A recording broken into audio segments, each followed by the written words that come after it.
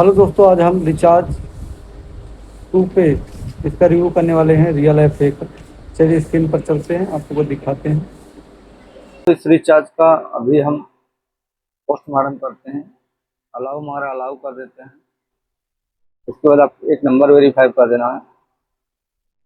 Just OTP आएगा, verify कर लिया। इसमें नेम डाल देते हैं, मेल ID एक दे देते हैं, नाम दे देते हैं, एक ईमेल ID दे देते हैं।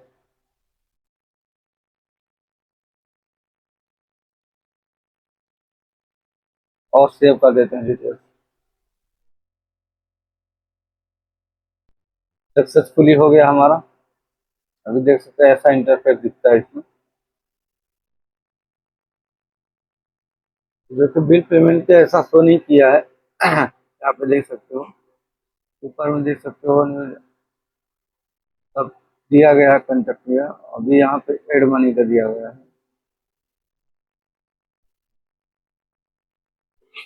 इसमें दिया है UPI और क्रेडिट कार्ड से चार्ज लगेगा। जैसे 100 पेमेंट करके देखते हैं एग्जाम्पल के लिए।